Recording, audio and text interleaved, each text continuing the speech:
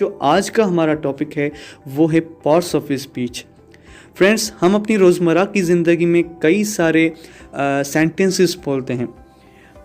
अगर हम उन सेंटेंसेस को एक जगह जमा करें तो वो एक स्पीच बन जाती है और उन सेंटेंसेस में हम कई सारे अल्फाज यानी वर्ड्स का इस्तेमाल करते हैं।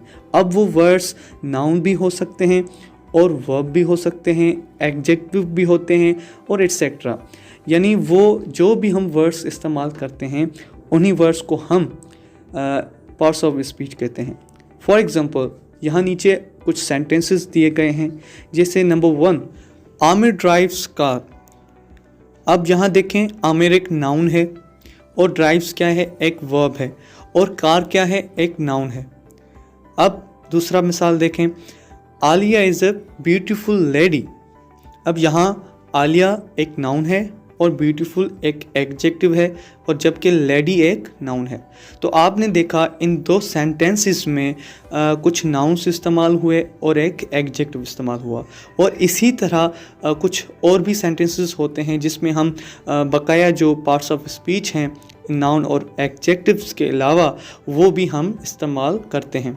यानी इससे ये मालूम हुआ कि जो हमारी स्पीच होती है यानी बातचीत होती है वो इन्हीं पार्ट्स ऑफ स्पीच पर बेस्ड होती है।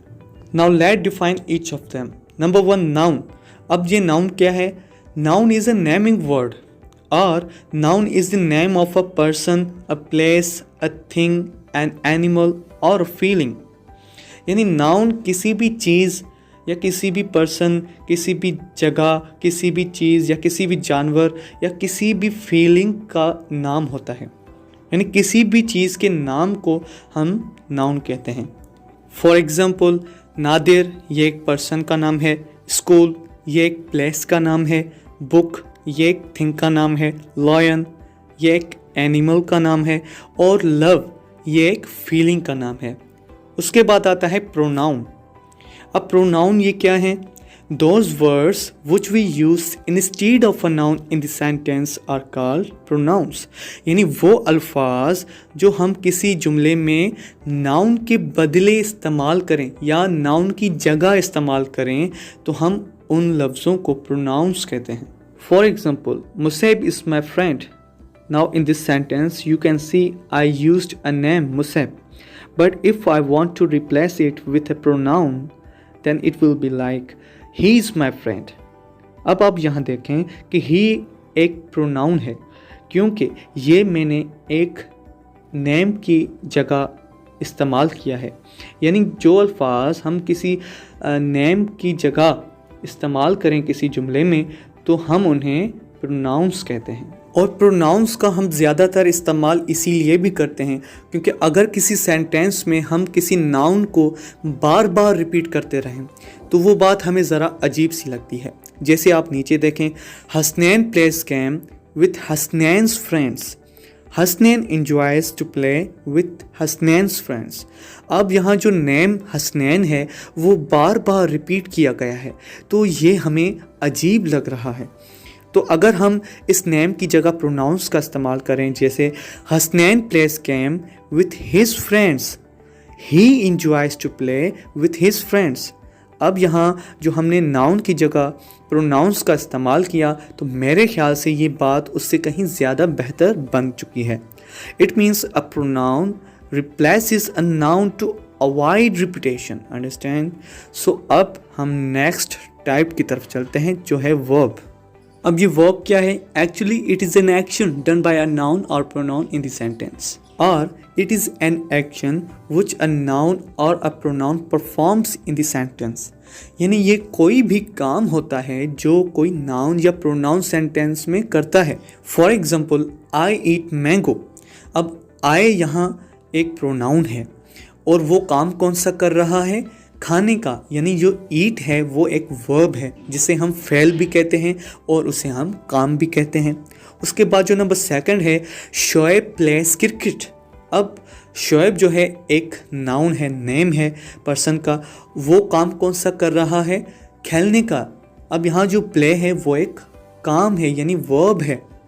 और उसके बाद they run the shop.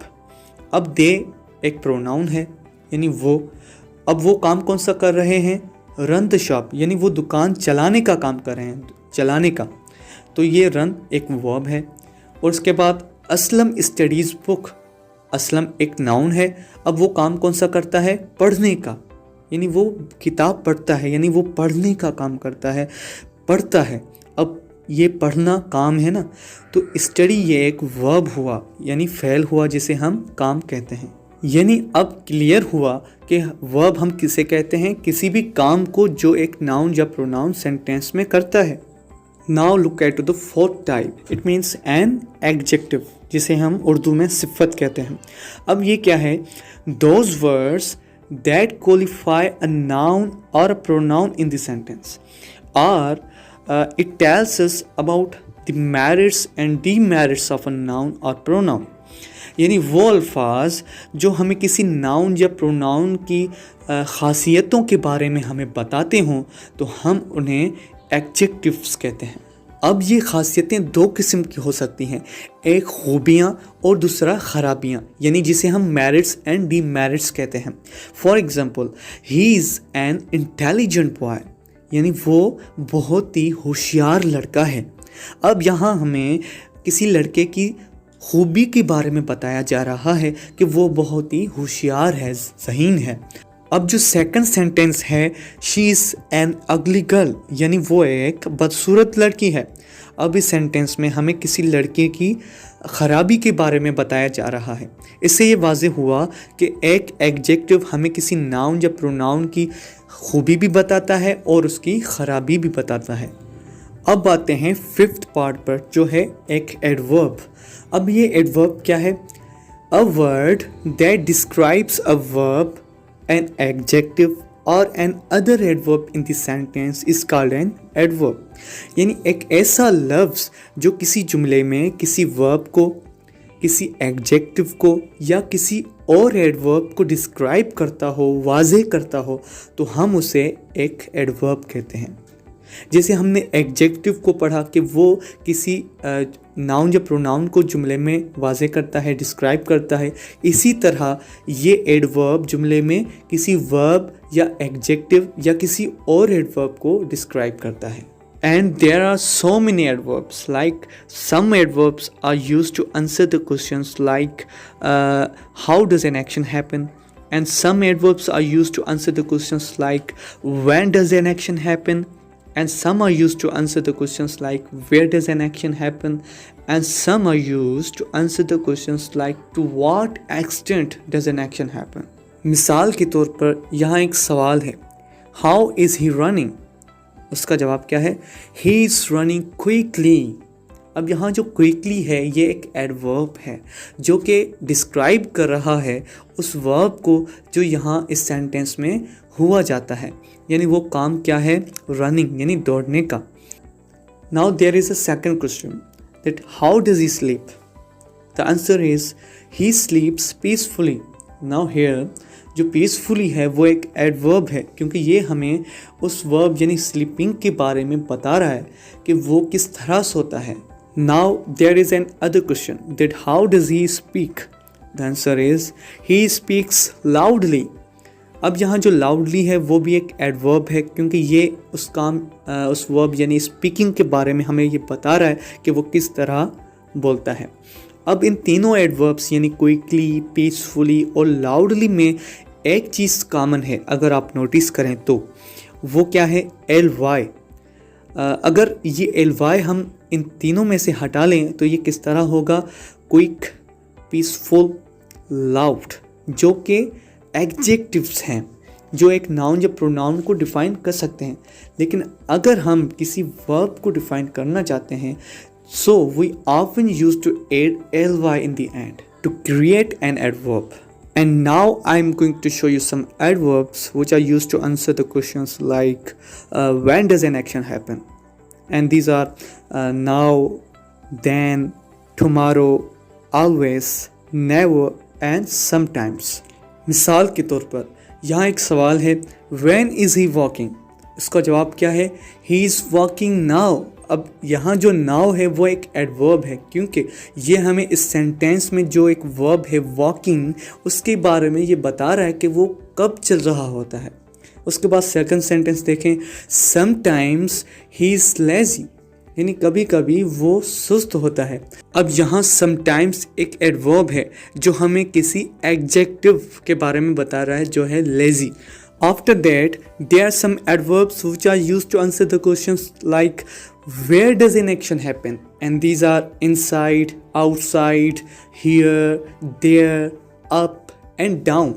For example, there is a question that where does he work? Its answer is he works inside the room. अब यहाँ जो inside है वो एक adverb है जो कि हमें किसी काम के बारे में बता रहा है कि वो कहाँ होता है, यानी वो कमरे में होता है। अब हम आएंगे प्रेपोजिशन पर कि वो क्या है। Those words which show the relation of one noun or pronoun to another noun or pronoun, यानी वो अल्फाज जो किसी एक नाउन या प्रोनाउन का किसी और नाउन या प्रोनाउन के साथ एक रिलेशनशिप दिखा रहे हो तो हम उनको प्रेपोजिशंस कहते हैं। मिसाल के तौर पर Rehan is in the office. अब इस सेंटेंस में रेहान एक नाउन है पर्सन का और ऑफिस एक नाम है प्लेस का, यानी ये दोनों नाउन्स हैं। तो जो फर्स्ट नाउन है रेहान और जो सेकंड नाउन है ऑफिस, इन दोनों का जो रिलेशन है वो कौन शो कर रहा है? इन, यानी जो फर्स्ट नाउन है वो कहाँ है? सेकंड नाउन में। अब इन दोनों का जो रिलेशनशिप है वो इन, जो आई इन है वो एक प्रेपोजिशन है।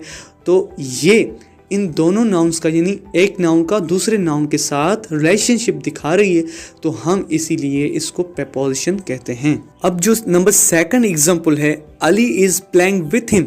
अब इस सेंटेंस में एक नाउन का किसी और प्रोनाउन के साथ रिलेशनशिप दिखाया जा रहा है, क्योंकि अली एक नाउन है और हिम एक प्रोनाउन है, यानी ये objective case of a pronoun है।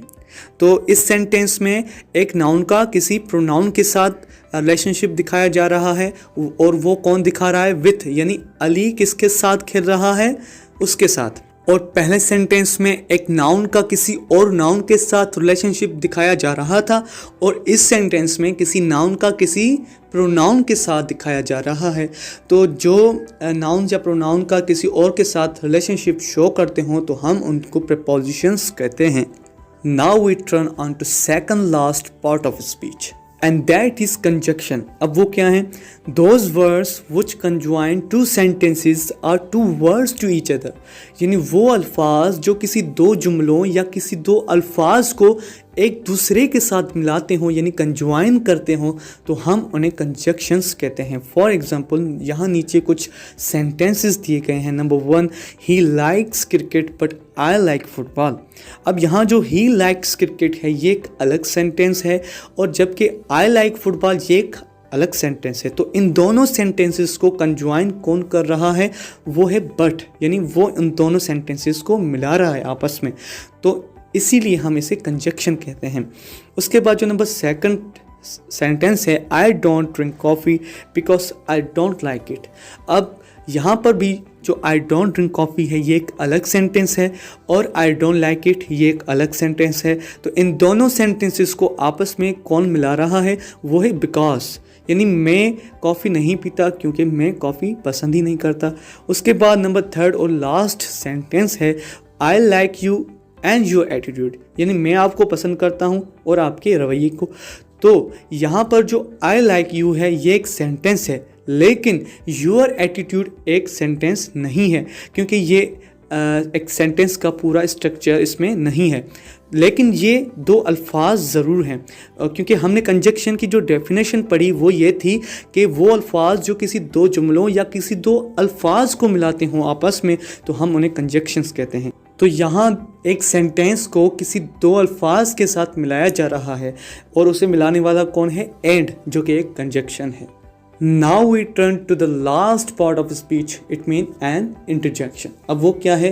Such words which express some sudden feelings or emotions, यानी वो अल्फाज जो किसी अचानक एहसासात को, यानी इमोशंस या फीलिंग्स को जाहिर करते हों, तो हम उन अल्फाज को इंटरजेक्शंस कहते हैं। फॉर एग्जांपल यहाँ कुछ सेंटेंस हैं नीचे। Number 1, wow what a beautiful sight. अब यहाँ जो वर्ड वाव है ये कैसे निकला? जब हमने एक खूबसूरत मंज़र देखा तो अचानक हमारे अंदर से एक लफ्ज़ निकला वाव। तो वाव एक सडन इमोशन है, सडन साइन है किसकी? सरप्राइज़ की। और उसके बाद जो सेकंड सेंटेंस है alas he died in his youth, यानी अफसोस वो अपनी जवानी में ही मर गया। अब ये जो अल्लास है ये एक सडन साइन है, सडन फीलिंग की एक साइन है, लेकिन वो एक सैडनेस की साइन है। और उसके बाद जो नंबर थर्ड और लास्ट सेंटेंस है hurrah I have got first position, यानी वाह वाह मैंने पहली पोजीशन हासिल कर ली है। तो यहाँ पर जो हुर्रा है वो एक सडन फीलिंग की एक साइन है, लेकिन वो एक हैप्पीनेस की है। इसके साथ आज की हमारी ये वीडियो एंड होती है। अगर आपको ये आज की हमारी वीडियो पसंद आई और आपकी नॉलेज में इजाफा हुआ तो प्लीज़ हमारे इस चैनल को सब्सक्राइब करना मत भूलिएगा और साथ दिए गए बेल आइकन को ज़रूर प्रेस कीजिएगा ताकि मज़ीद हमारी ग्रामर से रिलेटेड वीडियोस आप तक सबसे पहले पहुंच जाएं। शुक्रिया, अल्लाह हाफ़िज़।